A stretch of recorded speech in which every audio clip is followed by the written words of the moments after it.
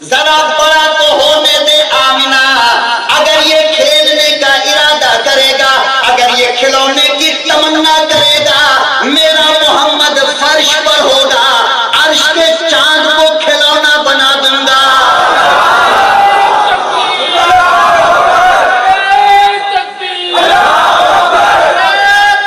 मेरी आमिना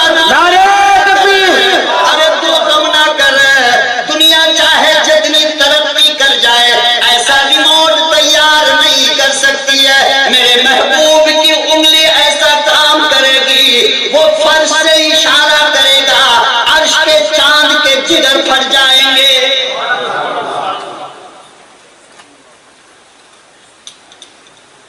आगे का जुमला सुनो, फरमाया मेरी आमिना गम ना कर, फिक्र ना कर, मेरे लाडले को जरा बड़ा तो होने दे। अगर वो घूमना चाहेगा, दुनिया मशरिक से मगरिब जाएगी, शिमाल से जुनूब जाएगा, कोई पार्कों में घूमेगा, कोई समंदर की सतहों पे घूमेगा।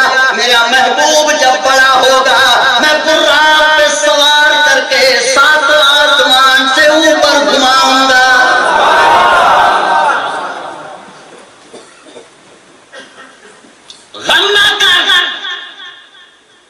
बड़ा होने दे, अलम यजीद का यतीमन था, मैं उसका ठिकाना, मैं रब उसको ठिकाना दूंगा।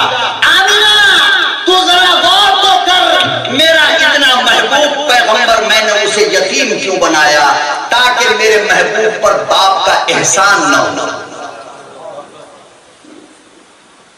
मैं हर एक एहसान से अपने महबूब को पाक देखना चाहता हूं, कोई एहसान किसी का नहीं।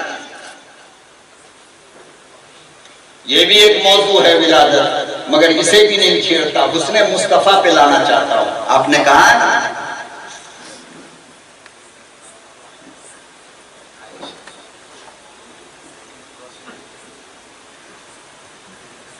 आमिना ने गोद में लिया और कहा कि खुदा की कसम कितना हसीन बच्चा मैंने नहीं देखा।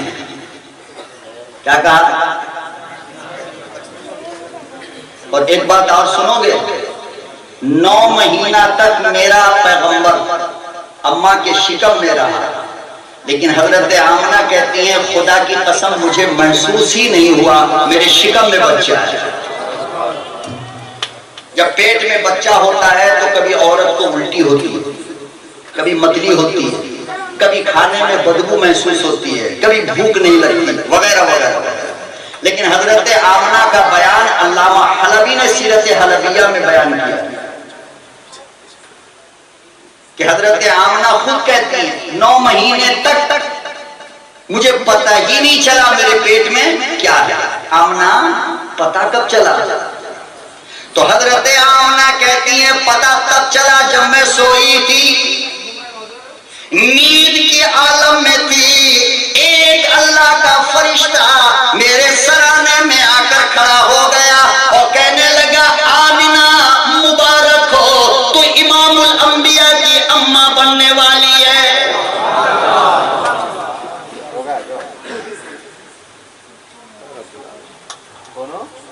हजरत आमिना ने गोद में लिया और कहने लगी लोगों कितना हसीन है। और फिर थोड़ी देर में हजरत हलीमा आ गई। हजरत हलीमा ने आपके चेहरे अनवर से जो कपड़ा हटाया तो आमना कहती है मैं बूढ़ी हो गई, लाखों बच्चों को दूध पिलाई, लेकिन खुदा की कसम पूरे कबीले बनु साद में इतना खूबसूरत बच्चा नहीं देखा। अब्दुल मुत्तलिब आ गए। कौन आ गए? कौन है अब्दुल मुत्तलिब? दादा है नहीं।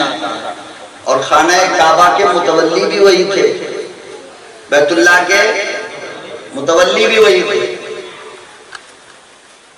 अब्दुल मुत्तलिब आ गया, कहा कि आप दोनों क्या बातें कर रही हैं?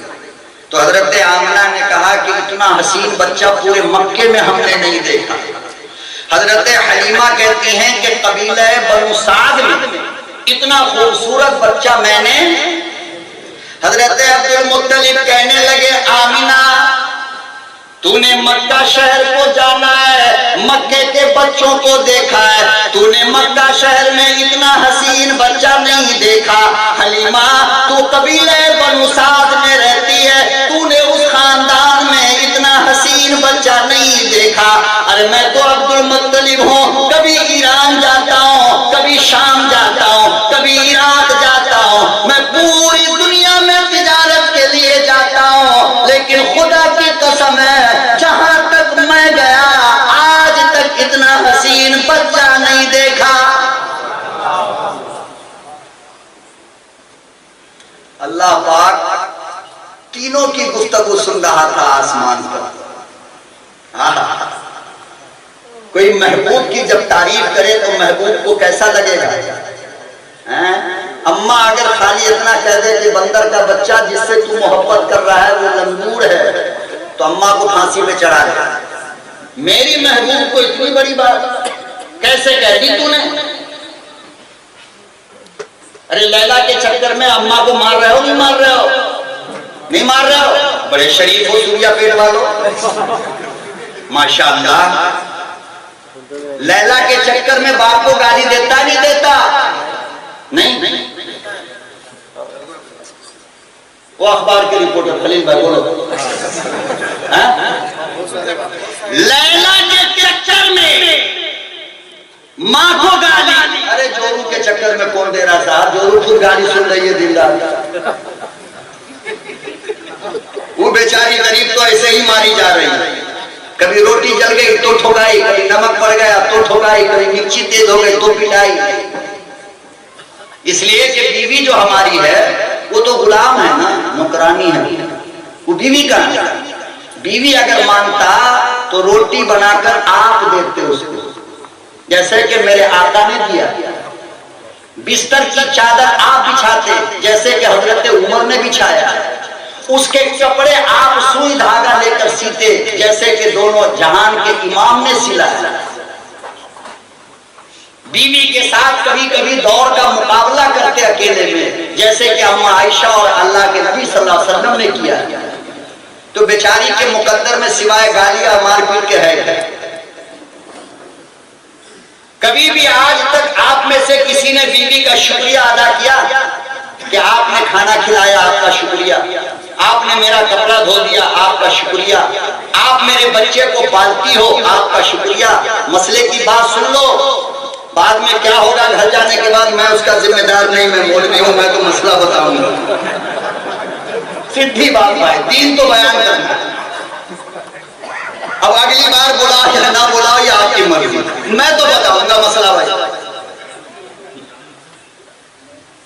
मसले के एतबार से मुफ्तियों की जमात है यहाँ पर, पूछ लो। बनी बनाई रोटी, सालन, खाना, सिला सिलाया कपड़ा, रहने का मकान, ये तीनों का तीनों वाजिब है मर्द पे। है मौलाना? किस पे वाजिब है ये? रोटी आपको इंतजाम करना है, कपड़े बन सिल करके आपको देना है, रहने का मकान आपको देना है। और अगली बात सुनो, शायद बड़ी अचंभे की लगे, अजनबी लगे तो माफ कर देना। अगर ये बीवियां तुम्हारे बच्चों को 2 साल तक दूध पिलाती है तो मसला ये है कि हर महीने दूध का पैसा मांग सकती है।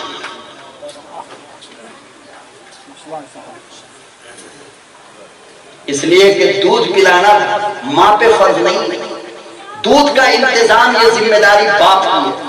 अगर फिर भी मेरे बच्चे को वो दूध पिलाती है तो कम से कम इतना तो कह सकते हो ना कि आपका शुक्रिया, आपने हमारे बच्चे को दूध पिलाया।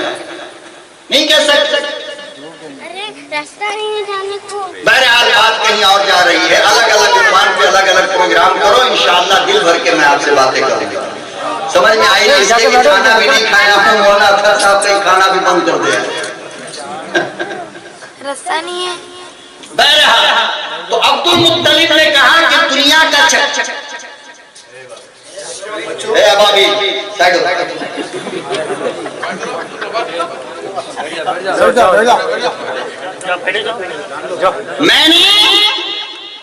नहीं देखा। आमिना ने कहा मैंने नहीं देखा। हलीमा ने कहा मैंने नहीं देखा। और इन तीनों की गुफ्तगू को अल्लाह सुन रहा था। तो अल्लाह ने फरमाया जिब्राइल जरा इधर आओ, जिब्राइल इधर आओ, सुनो ये तीनों क्या कह रहे हैं मेरे महबूब के बारे में। किसके बारे में? एक नुक्ते की बात और सुन लो, पते की बात। जितने नबी को अल्लाह ने बुलाया है नाम लेकर बुलाया। क्या लेकर? या आदम कहा, या मूसा कहा, या इब्राहिम कहा, या जकरिया कहा, या दाऊद कहा, या यहया कहा, या ईसा कहा। जितने नबियों से अल्लाह ने गुफ्तगू की है उसका नाम लेकर। लेकिन पूरे कुरान में जब जब अल्लाह ने मेरे आका से बात किया है कभी नाम मोहम्मद नहीं लिया। क्यों? शरीफ बीवी अपने शौहर का नाम लेती है? अरे बोल भाई, जब गाली देने का मूड होगा तब नाम लेके गाली देगी। प्यार में कभी ये अदब का आला मकाम है कि अपने बड़ों का नाम नहीं लिया जाता, उनके औसाफ से उनको बुलाया। समझ रहे हो? अल्लाह ने जब मेरे आका को बुलाया तो कभी कहा या अय्युहर रसूल, कभी कहा या अय्युहर नबी, कभी कहा ताहा, कभी कहा यासीन, कभी कहा मुज़्ज़म्मिल, कभी कहा मुद्दस्सिर, कभी भी नाम लेकर के नहीं बुलाया। जब भी बुलाया तो सिफत से बुलाया। जब भी, और अजीब बात, फला तजालू दुआकुम बादकुम बादा, उम्मत को भी मना किया कि मेरे महबूब का नाम लेकर के मेरे महबूब को मत बुलाया। कुरान में हमको भी मना कर दिया।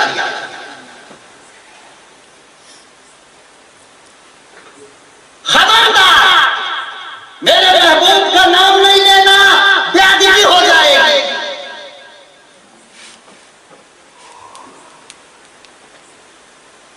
कभी अल्लाह ने कहा है वज़्ज़ुहा के मुखड़े वाले, कभी कहा है वल्लैल के जुल्फे वाले, कहा हो माज़ागल बसर के होंठ वाले, कभी कहा है वतल्लहुल जबीन के माथे वाले, कभी कहा कि ए अलम नशरह लका सदरा के सीना वाले। इसी अंदाज में अल्लाह ने पूरे कुरान में मुखातब किया है महबूब दो आलम सल्लल्लाहु अलैहि वसल्लम को। ये मकाम और ये शान है मेरे आका की। अगर आज कोई कुत्ता मेरे आका की अजमत में कीचड़ उछाले वो खुद गंदा नापाक होगा। मेरे आका के नाम शान अजमत में कोई कमी नहीं आ सकती।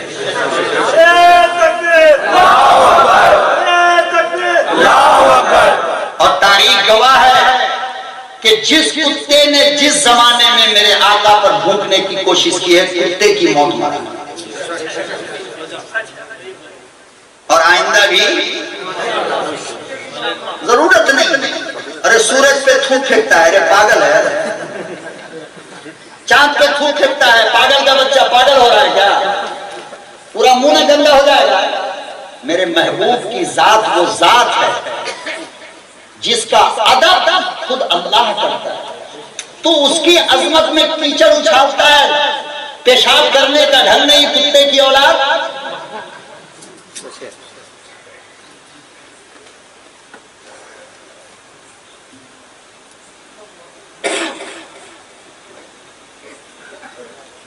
जब भी बुलाया तो सिफात का नाम लेकर, जिक्र नहीं किया नाम का।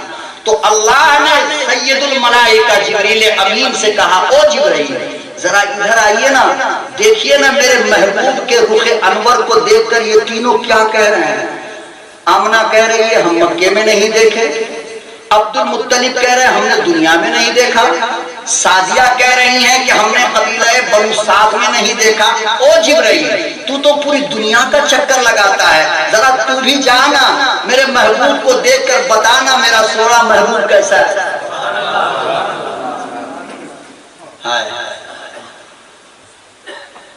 रब्बे काबा की कसम मुसलमानों, तुमने अगर अपने दिल के अंदर सिर्फ इतनी सी बात को बैठा लिया कि मैं किस अजीम मर्तबत वाले पैगंबर की उम्मत हूं, खुदा की कसम गुनाह छोड़ दो। पहचान बस, और कुछ नहीं करना। पहचानो कितने पावरफुल पैगंबर की उम्मत हो, बस। अल्लाह अकबर ओ कबीरा। जिब्रील अमीन आए, खड़े हो गए, फरमाया आमिना तूने मक्के में इतना हसीन नहीं देखा। अब्दुल मुत्तलिब आपने शाम, ईरान, इराक, मक्का, मदीने में नहीं देखा। हलीमा तू कबीले बनो साद में इतना हसीन बच्चा नहीं देखा। अरे मैं तो जिब्रील अमीन हूं। कोई बच्चा माँ के पेट में उस वक्त तक सांस नहीं लेता जब तक कि मैं उस बच्चे के माथे पर उसके कब्र की मिट्टी ना लगाऊं। फरमाया कि ओ आमिना, ओ अब्दुल मुत्तलिब, ओ हलीमा, पूरी दुनिया में आदम से लेकर आज तक जितने बच्चे आए, रब किब्रियाई की कसम, आज तक इतना हसीन बच्चा मैंने नहीं देखा।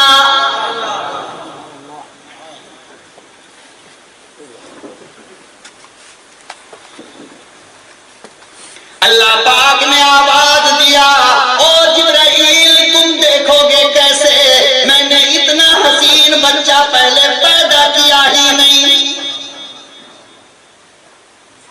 फरमाया कि और सुनो, अब कयामत तक फिर इतना खूबसूरत बच्चा पैदा नहीं करूंगा। जिस सांचे में मैंने अपने महबूब को बनाया, उस सांचे को मैंने तोड़ डाला।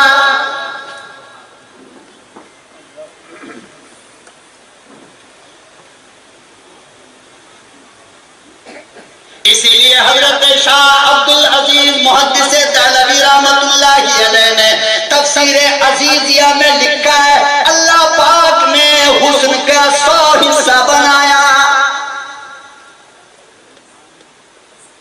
कितने हिस्से? कितने? 99 हिस्से को उठाकर अलग रखा है। कहां रखा? एक हिस्से में फिर 2 आधा किया। आधा हिस्सा दे दिया हजरत यूसुफ को और आधा दे दिया कयामत तक आने वाले इंसान, जिन्नात, तमाम मखलूक। एक का आधा यूसुफ को और बाकी का आधा गुलाब को, अंबर को, चंपा को, चमेली को, मुगरा को, रात की रानी को, चांद को, सूरज को, सितारों को, शजर को, हजर को, बहर को, बर को, अपनों को, गैरों को, इंसान को, जिन्नात को, परिंदों को, तमाम मखलूक को दे। तो जब गुलाब का फूल हमारे हाथ में आता है तो क्या कहते हैं? वाह मेरे अल्लाह, क्या खूबसूरत बना है। हालांकि इस बेचारे गरीब को मिला कितना? वो पीछे वाले सो रहे हैं, जाग रहे, हाथ उठा दो भैया। लास्ट वाले एकदम माशाअल्लाह, जगह नहीं है वरना मैं आपको अपने सरों पर बैठा लेता। अजीब ज़ौक़, अजीब शौक है आप हजरात का। मैं अहलन व सहलन मरहबा कहता हूँ, मुबारकबाद देता हूँ आपके खुलूस। काश के ये मैदान में प्रोग्राम रहा। अब मैदान में करोगे? आज मैं सीरत मुस्तफा का मुकद्दमा बयान कर रहा हूं, याद रखो। सीरत नहीं बयान कर रहा मैं, मुकद्दमा है। जब मैदान में होगा तो इंशाअल्लाह सीरत का वो पहलू जो आप कहेंगे हम वो बयान करेंगे इंशाअल्लाह। तो बोल दो तो 99 को उठाकर रखा अलग, एक का बनाया 2 हिस्सा। आधा दे दिया हजरत यूसुफ को, आधा दे दिया पूरी। तो हमारे बच्चा से ज्यादा खूबसूरत कोई बच्चा सूर्या पेट में लगता ही नहीं। हर बाप कहता है मेरा बच्चा सबसे, हर औरत कहती है मेरा शौहर। देखो जिसकी बीवी नहीं बोलती है सब चुप है, सब चुप है। अरे प्यार मोहब्बत से रहोगे तब ना बोलेगी। अल्लाह तो जूता मारोगे तो क्या कहेगा? कायनात में इससे बड़ा कमीना पैदा ही नहीं होगा। मुंह पर कहे या ना कहे, पीछे जरूर कहती होगी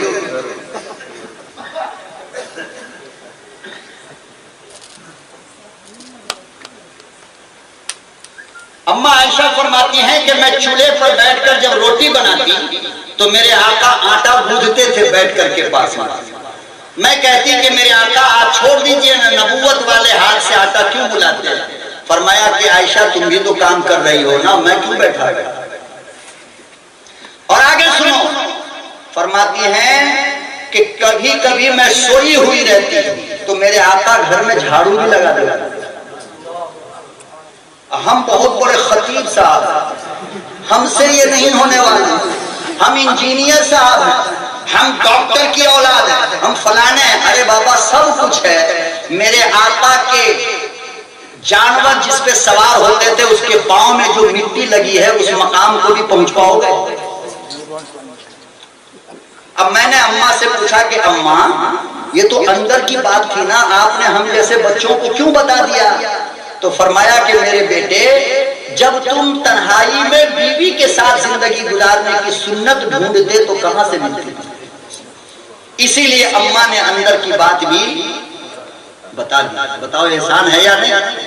अब अगर कोई कुत्ते की नस्ल अम्मा आयशा को गाली दे, इस लायक है नहीं कि उसकी जबान काटी जाए।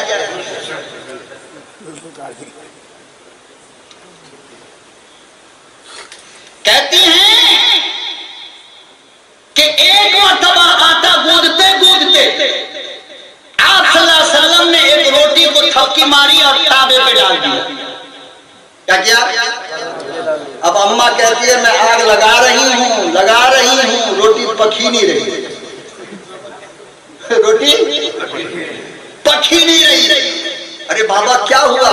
1 मिनट में तो रोटी तैयार होती थी, आज क्या हो गया इस आटे को? अरे भाई आटा बदल गया या तावा बदल गया या आग बदल गई, हुआ क्या? आधा घंटा गुजर गया।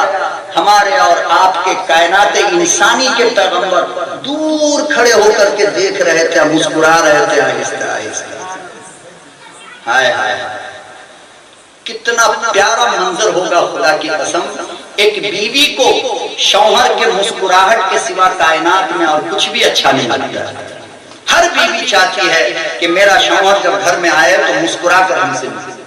तुम कपड़े 2 पैसे की पहनाओ बर्दाश्त कर लेगी, तुम खाना दाल रोटी खिलाओ बर्दाश्त कर लेगी, लेकिन कम से कम मुस्कुराता चेहरा लेकर तो अपनी बीवी के पास आओ। हम ये भी नहीं कर पाते।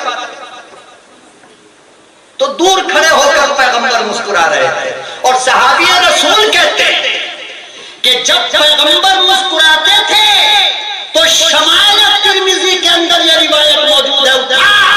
और सहाबिया रसूल कहते हैं कि जब पैगंबर मुस्कुराते तो ऐसा लगता था कि दोनों गाल पर किसी ने गुलाब को निचोड़ दिया। आज तो अस्करा मस्करा तस्करा क्या क्या लगा करके लाल पीली हो रही है। अल्लाह जाने क्या क्या ऊट पटांग लगाती रहती है। मेरे आका यूं ही जरा सी मुस्कुराहट होती तो ये जो गाल का ऊपर का हिस्सा है ना, सहाबी कहते हैं कि इसमें शिकन पड़ जाता था, थोड़ा सा हल्का सा, बिल्कुल ऐसे थोड़ा, और ऐसा लगता जैसे कि गाल पर किसी ने गुलाब का फूल निचोड़ रखा। इसीलिए तो शाह अब्दुल हक मुहद्दिस देहलवी ने मदारिजुन नबुव्वा के अंदर लिखा है, जो सीरत की अजीम किताब है, लिखा कि लोगों मैं दावे के साथ कहता हूं कि गुलाब का फूल पैदा हुआ है मेरे महबूब के पसीने से। देखो ये बात मौलाना खलील हाफिज अख्तर साहब, मौलाना अख्तर साहब अगर किसी बिदअती के जलसे में कहते ना तो 1 घंटा नारा लगता, 1 घंटा। और हमारे भाई लोग थके थके सुभान अल्लाह हो गए। जोर से तो बोल दो यार सुभान अल्लाह। माशाअल्लाह सब खाना खा कर आए हो भाई, खाना खा के आए हो? नहीं मैं खाया हूं मौलाना। पूछ जब तक मैं काम नहीं करता मजदूरी नहीं लेता, ये मेरी आदत है। तो दूर खड़े होकर आका सल्लल्लाहु अलैहि वसल्लम देख रहे थे। जब बहुत ज्यादा अम्मा परेशान होने लगी तो फरमाया आयशा क्या हुआ? कहा या रसूल अल्लाह कौन से आटे की रोटी आपने ताबे पे डाल दी, आधा घंटा हो गया रोटी बन ही नहीं रही। आका सल्लल्लाहु अलैहि वसल्लम तशरीफ लाए, फरमाया हुमैरा खड़ी हो जाओ, ये रोटी बनेगी ही नहीं चाहे कयामत आ जाए। क्यों? इमामुल अंबिया महबूबे किबरिया हजरत मोहम्मद मुस्तफा सल्लल्लाहु अलैहि वसल्लम ने इरशाद फरमाया, ओ हुमैरा, ओ मेरी हुमैरा, जिस चीज को पैगंबर का हाथ लग जाए आग उस पे असर नहीं करती है। नबी का हाथ जो आटे को लग गया, नबी का हाथ जो रोटी को लग गया, फिर तेरे ताबे की आग की क्या मजाल है कि नबी का हाथ जिसको लगा हो उस पे असर कर जाए। कयामत तो आ सकती है मगर रोटी तैयार नहीं हो सकती।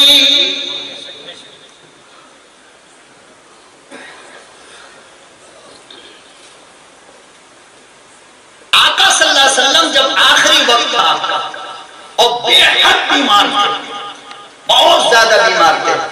मैंने पटरी जहां से चेंज किया है आपको याद है? नहीं, मुझे याद है, मैं इंशाल्लाह वहीं वापस चलूंगा, टेंशन मत लीजिए आप। बहरहाल ये आ रहा है तो बोलता चला जा रहा हूं। आप थक तो नहीं गए? जाग रहे हो, भाग रहे हो? थक जाओगे, कोई एक बंदा हाथ उठा दो, इंशाल्लाह वहीं पर। जबरदस्ती बयान करने का मैं कायल नहीं हूं, अल्हम्दुलिल्लाह सुम्मा अल्हम्दुलिल्लाह। तो आखिरी वक्त जब था आप सल्लल्लाहु अलैहि वसल्लम का और बहुत तेज बुखार, बहुत ज्यादा बुखार जल रहे थे, मस्जिद नबवी में आए और फरमाया कि उमर, बिलाल, अबू बकर, अली, उस्मान, मदीने की गलियों में ऐलान करो कि मोहम्मद पर किसी का कुछ बाकी है, कर्ज है तो उसूल ले आ गया। इसलिए कि अब मेरा कोई वक्त मुकर्रर नहीं है, मैं किसी वक्त भी अपने अल्लाह से। ये बात जो सुना तो मस्जिद नबवी में कोहराम मच गया, सहाबा रोने लगे। सहाबा, जोर से बोलो, सहाबा कोहराम मच गया। मस्जिद के अंदर बार बार ऐलान किया जा रहा था कि काली कमली वाले पे किसी का कर्ज हो तो आकर के उसूल लो, मैं कयामत के दिन अल्लाह की अदालत में शर्मिंदा होना नहीं चाहता।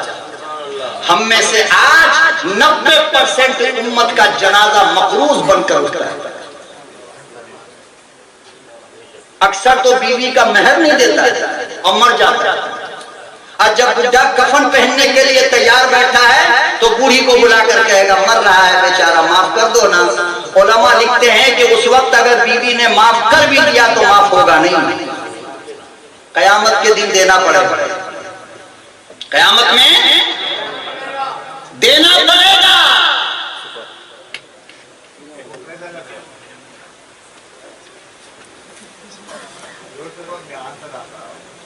तो आप सल्लल्लाहु अलैहि वसल्लम ऐलान करवा रहे थे, किसी का कर्ज हो तो हमसे ले लो। पूरी मस्जिद में कोहराम मचा है। एक सहाबी गांव का था, ओकाशा नाम था उसका। क्या था नाम?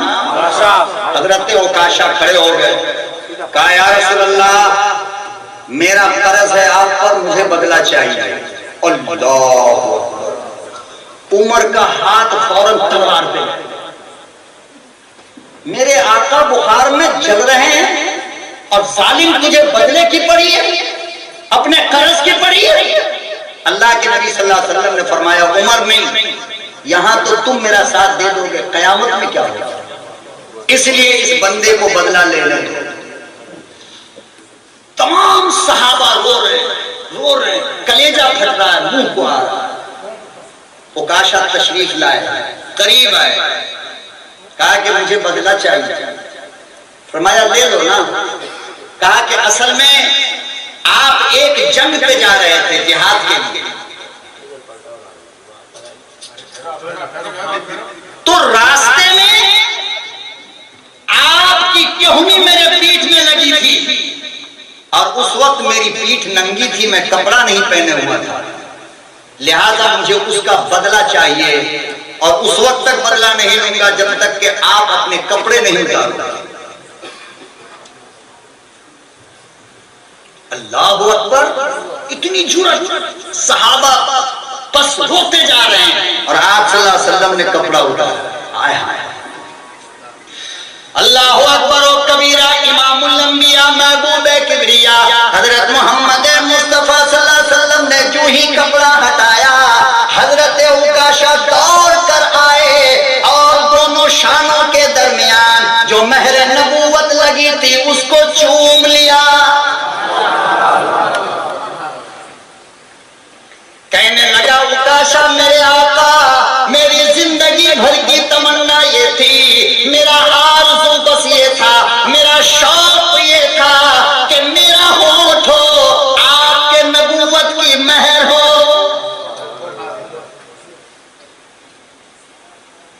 मेरे आका मेरी क्या मजाल है, मैं आपसे बदला लूंगा।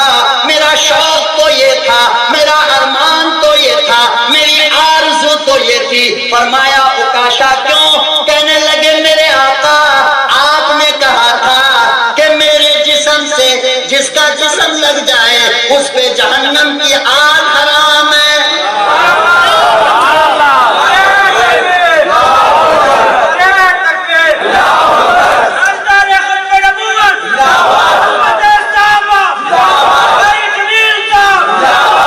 हजरत उमर फारूक का कलेजा बह गया, अखियां से आंसू जारी हो गए। फरमाया ऐ काश उकाशा तेरी अकल अल्लाह मुझे देता, मैदान मार गया, मैदान जीत गया। उकाशा कहने लगा ओ गैरतमंद मुसलमानों, अंदाजा लगाओ सहाबी रसूल है, अपनी आंखों से मुस्तफा का दीदार किया है, लेकिन अंदाजा तो लगा। उकाशा कहता है मुझे अपनी इबादत पे भरोसा नहीं, मुझे अपनी इबादत पे भरोसा नहीं है। कहीं ऐसा ना हो ज़माने जाहिलियत के गुनाहों को अल्लाह पकड़ ले, फिर जहन्नम के सिवा ठिकाना कोई ना होगा। मगर मुस्तफा करीम सल्लल्लाहु अलैहि वसल्लम जब आपके बदन से मेरा बदन लगा होगा, मेरा ईमान कहता है, मेरा यकीन कहता है अब तो हर हालत में जहन्नम से बचूंगा।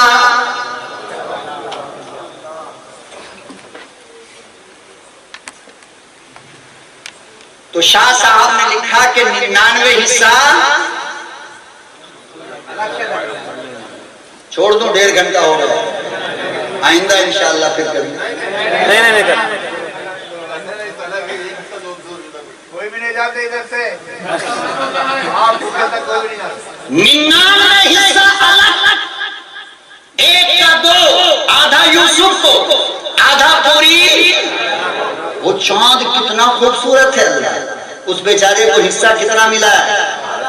थोड़ा सा मिला। हजरत इब्ने मुरादा कहते हैं कि एक मर्तबा मगरिब की नमाज पढ़कर मैं मस्जिद नबवी में गया, तो मस्जिद नबवी के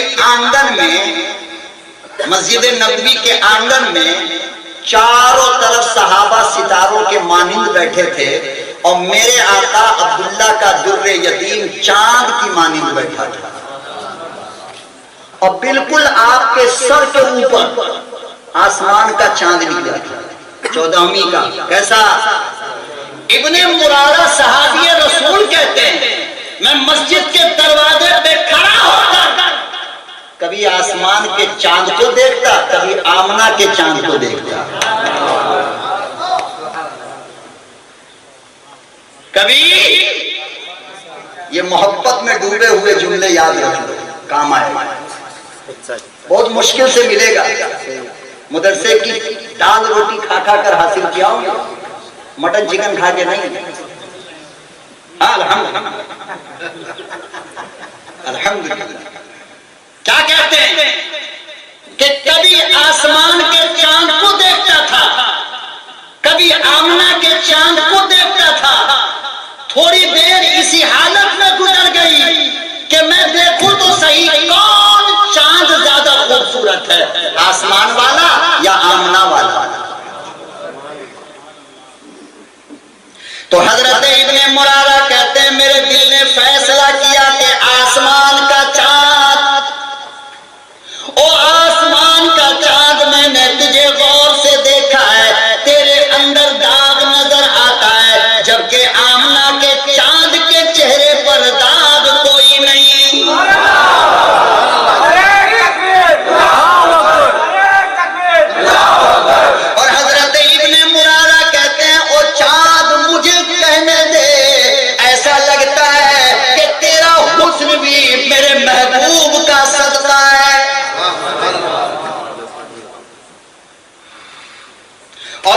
बात अल्लाह पाक ने हजरत आदम से कहा था, ओ आदम अगर इस मोहम्मद को पैदा करना ना होता, मैं तुझे भी पैदा ना करता, आसमान ना बनाता, जमीन ना बनाता।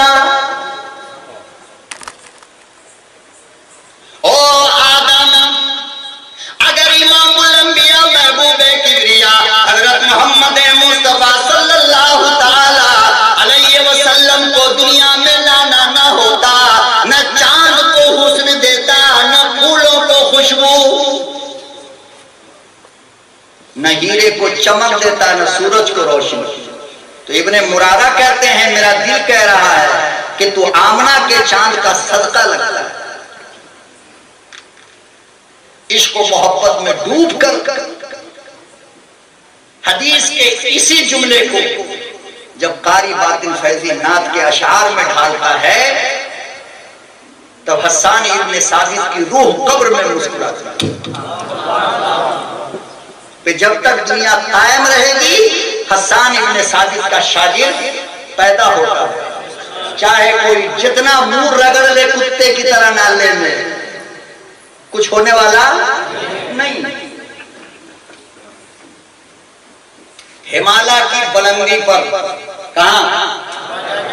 हिमालय की बुलंदी पर मौलाना तकी उस्मानी ने लिखा है अपनी किताब के अंदर, जहाने दीदा के अंदर लिखा है उन्होंने कि हिमालय की बुलंदी पर एक पहाड़ के ऊपर एकदम चोटी पर एक दरख्त है जिसका एक एक पत्ता हाथी के कान कितना बड़ा बड़ा है, और हर पत्ते के ऊपर लफ्ज़ मोहम्मद लिखा हुआ है। हर पत्ते पे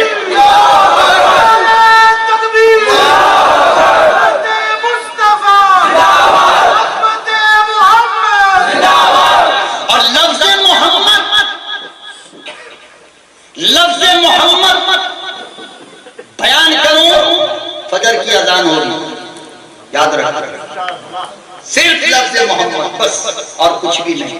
ये बुजुर्गों की जूतियों का सदका है, फकीरों की दुआओं का सदका है, माँ बाप की खिदमत का नतीजा है। मेरे परवरदिगार ने इतनी छोटी सी सलाहियत मुझे अता फरमाई, लेकिन मैं सारी गठरी एक ही बार खोलना नहीं चाहता, वक्त भी बहुत ज्यादा हो रहा है।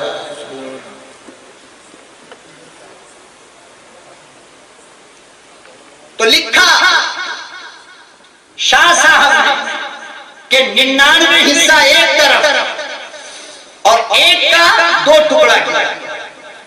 मैंने पूछा कि शाह साहब फिर अल्लाह ने इन 99 हिस्से को क्या किया? बोल बोल बोल बोलो तो, ज़बान तो खोलो, क्या किया? अल्लाहु अकबर और कबीरा तखय्युल में जाकर जब मैंने पूछा, मेरे परवरदिगार शाह साहब ने ये जुमला लिखा है, मुझे समझ में नहीं आता है, 99 हिस्से को तूने क्या किया? तो आवाज आई, ओ मेरे बंदे, मैंने हुस्न का वो 99 हिस्सा आमना के लफ्ते जिगर को दे दिया।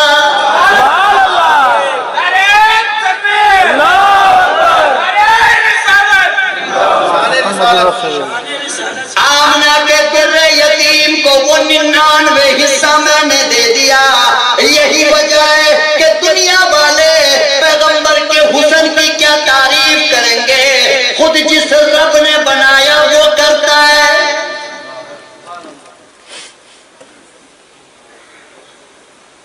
और तहवील किल्ला की जब आयत नाजिल हुई ना, तहवील किल्ला की आरज़ू में आका सल्लल्लाहु अलैहि वसल्लम बार बार आसमान की तरफ निगाहें उठाकर देख रहे थे, बार बार नमाज की हालत में ऊपर देख रहे थे कि जिब्राइल किबला बदलने वाली कोई आयत लेकर के आ जाए तो बैतुल्लाह की तरफ रुख करके हम नमाज पढ़ें।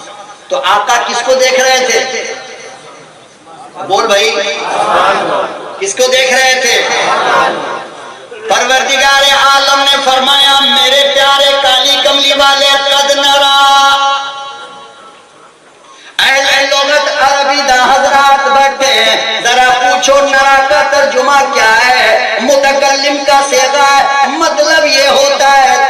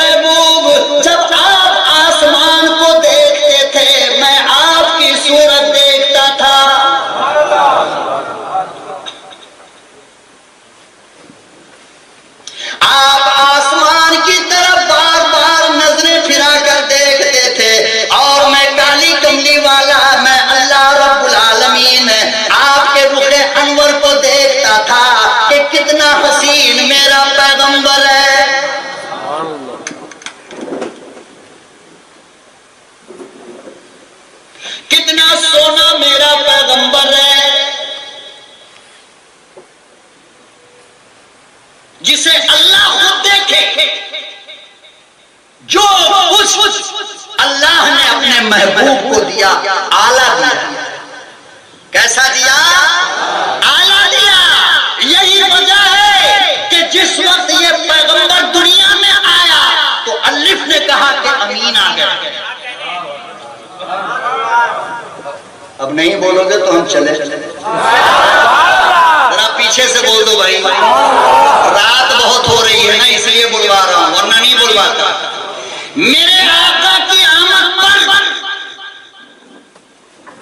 अल्लिफ ने कहा कि अमीन आ गए, बा ने कहा कि बशीर आ गए, ता ने कहा कि तनवीर आ गए, सा ने कहा कि साकिब आ गए, जीम ने कहा कि जव्वाद आ गए, हा ने कहा कि हामिद आ गए, खा ने कहा कि खातमुन नबीयीन आ गए, दाल ने कहा कि दाई आ गए, जाल ने कहा कि ज़की आ गए, और रा ने कहा कि रसूल आ गए, जा ने कहा कि जाहिद आ गए, सीन ने कहा कि सैयद आ गए, शीन ने कहा कि शाफ़े महशर आ गए, साद ने कहा कि सादिक आ गए, जाद ने कहा कि जामिन आ गए, बा ने कहा कि तैयब ताही तैयब तैयब ताहिर ताहा आ गए, और जा ने कहा कि जामिद आ गए, जामिन आ गए, फा ने कहा कि फातह मक्का आ गए, काफ ने कहा कि कासिम आ गए, ऐन ने कहा कि आदिल आ गए, मीम ने कहा मोहम्मद आ गए, वाव ने कहा वकील आ गए, हमजा ने कहा अहमद आ गए, या ने कहा यतीम अब्दुल्ला आ गए। नारे तकबीर, नारे तकबीर, शारे रिसालत, कारी जमील साहब, मुफ्ती सिद्दीक साहब, मौलाना तर साहब, हुरूफ़े तहज्जी का एक एक लफ्ज़।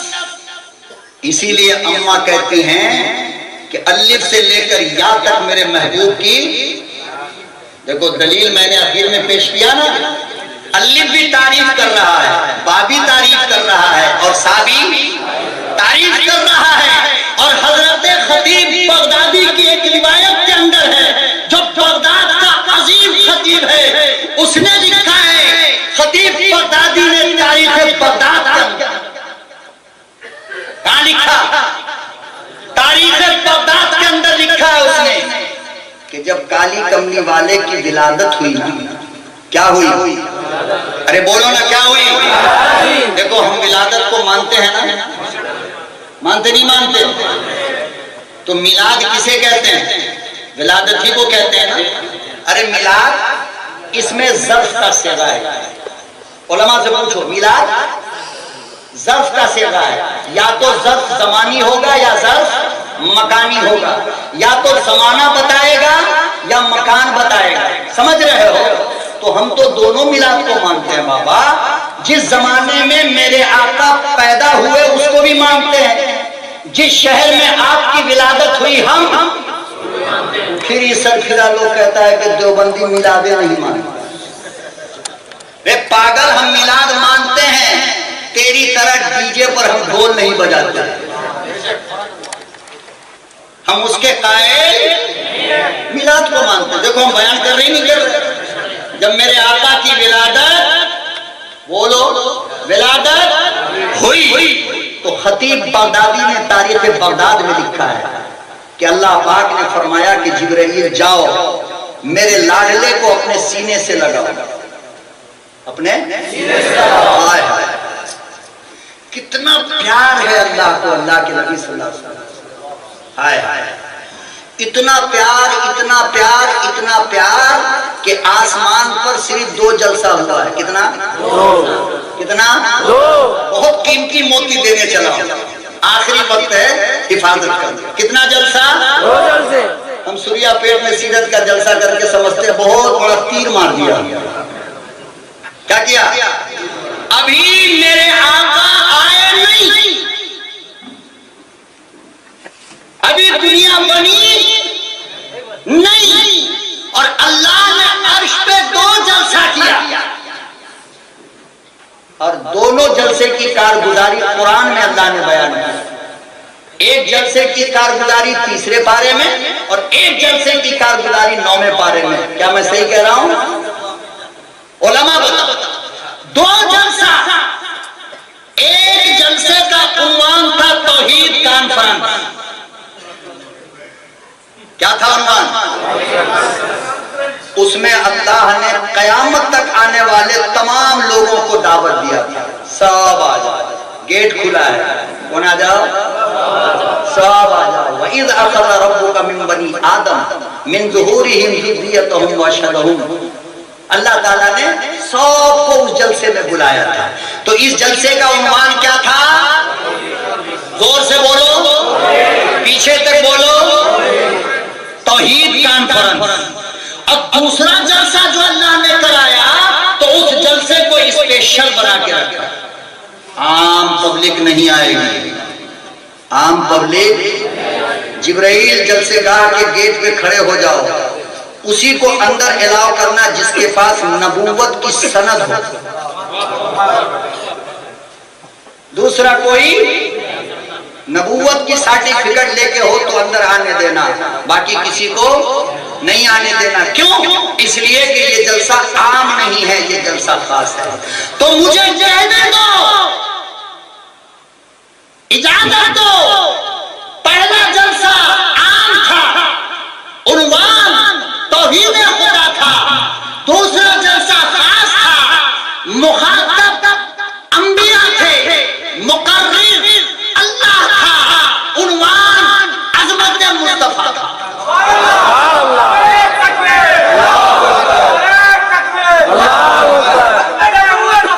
नारे तकबीर, नारे तकबीर, शाने रिसालत। मुखातब अंबिया, मुकर्रिर अल्लाह, मौजू शाने मुस्तफा, अज़मत मुस्तफा। अभी मिर्जा गुलाम अहमद कादियानी के जैसा करोड़ों अगर पैदा हो जाए तो वैसा जलसा करा सकता है? बात खत्म, बात खत्म, नबी पर नबूवत की बात खत्म। अब जलसे में आज हमारी तकरीर यहीं पर बस।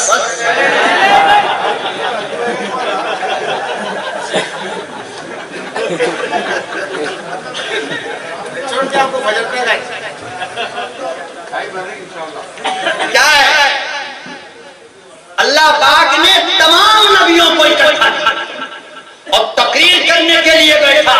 यहीं से पता चल गया कि अज़मत मुस्तफा बयान करना ये अल्लाह की सुन्नत है और अज़मत मुस्तफा का बयान सुनना ये अंबिया की सुन्नत है। तो अल्लाह रब्बुल इज्जत ने जिब्रील अमीन से कहा कि मेरे लाडले को सीने से लगाओ और मशरिक से लेकर मगरिब तक, शमाल से लेकर जुनूब तक, कयामत तक आने वाली तमाम मखलूक के सामने इसको पेश करो ताकि सारी मखलूक मेरे महबूब को पहचाने। क्या करे? मेरे महबूब को। हाँ, अब एक वाकया सुनो। सफर में आका जा रहे हैं, एक हिरन भागी हुई आई, साथ में अबू बकर भी, उमर भी है, उस्मान भी है, अली भी है, अब्दुल्ला इब्ने अब्बास भी है, अब्दुल्ला इब्ने मसूद, तमाम साहब। लेकिन वो ऊँटनी भागती हुई इन तमाम के बीच में किसके पास जाकर खड़ी हो गई? किसके पास? और कान के पास अपना मुंह लाकर कुछ बोलने लगी। अब खतीब बगदादी की इस रिवायत को देखो, गलत है या सही है? क्या कहा अल्लाह ने? दुनिया की सारी मखलूक के सामने मेरे महबूब को लेकर जाओ ताकि सारी मखलूक पहचाने कि यही आखिरी पैगंबर है। कादियानी को उसकी बीवी नहीं पहचानती। अजीब बात है।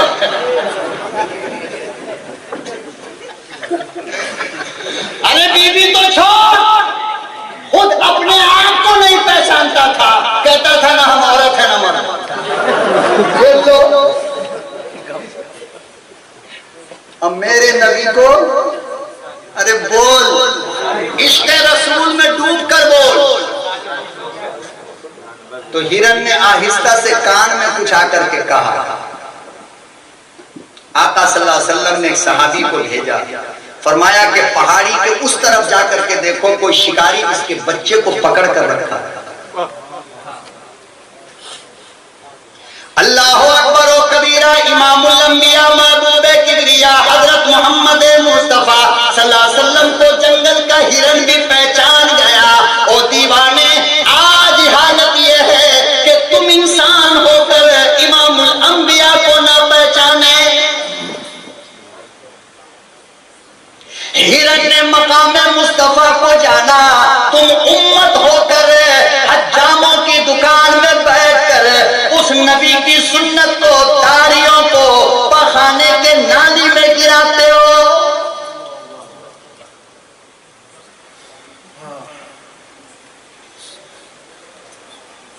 हजरत कारी तैयब साहब रहमतुल्लाह अलैह इसीलिए फरमाया करते थे, लोगों सीरत का बयान भी मुश्किल है, अमल उससे मुश्किल।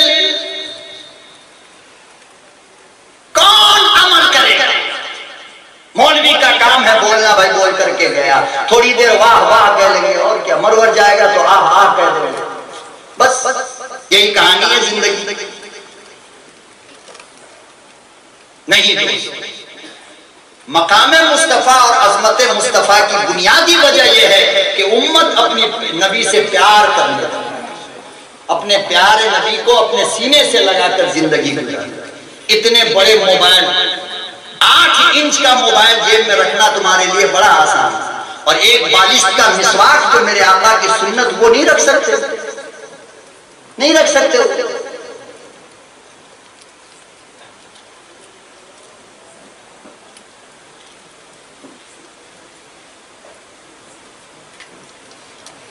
मुश्किल हो रहा है।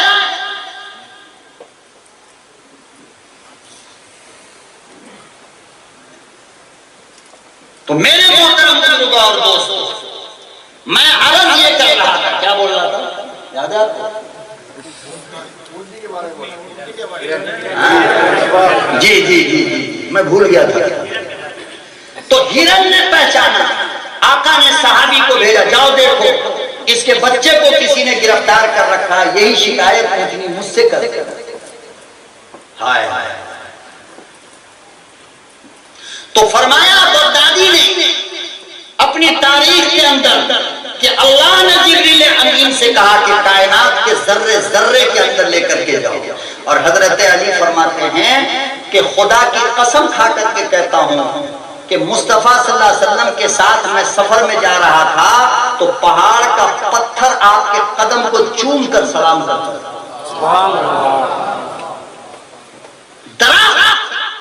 चलकर पैगंबर के कदमों पे आकर के झूमता था और सलाम करता था, मेरे आका सलाम हुआ। बगदादी ने बिल्कुल सही रिवायत नकल की और फरमाया परवरदिगार आलम ने, ओ फरिश्ते, मेरे महबूब के अंदर आदम का खुल्क रखो, शीश की मारिफत, नूह की शुजात, इब्राहिम की दोस्ती, इस्माइल की जबान, इसहाक की रजा, साले की फसाहत, लूत की हिकमत, मूसा की सख्ती, अय्यूब का सब्र, यूनुस की ताकत, यूशा का जिहाद, दाऊद की आवाज, दानियाल की मोहब्बत, इलियास का वक़ार, ईसा का ज़ुहद, याकूब का गिरफ्तारी, सुलेमान का तख्त, लुकमान की हिकमत डालो। गोया अल्लाह पाक ये बताना चाह रहा था कि तमाम नबियों की जिंदगी एक माल की दुकान है, मेरे पैगंबर की जिंदगी जनरल स्टोर है।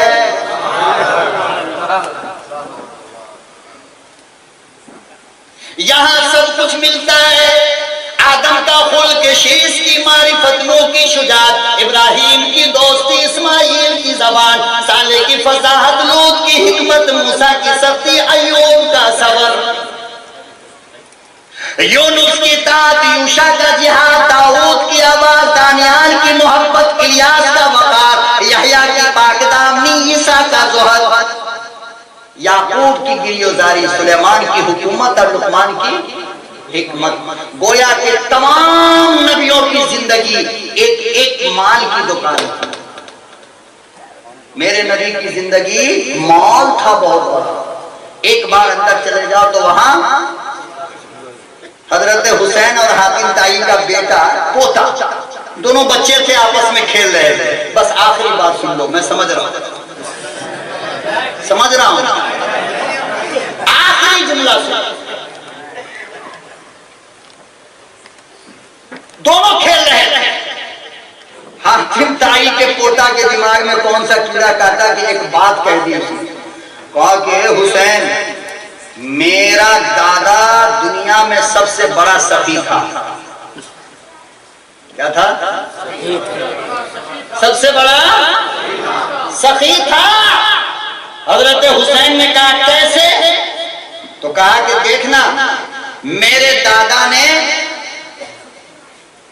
बहुत सारे दरवाजे बना रखे थे।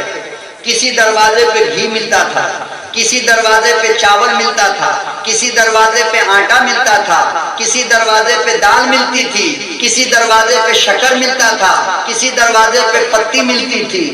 हजरत हुसैन ने कहा कि पागल हो गया है, पागल हो गया, इसको कहीं सखावत कहते हैं। अरे मेरे नाना को देख, सब कुछ एक ही दरवाजे पे मिलता था।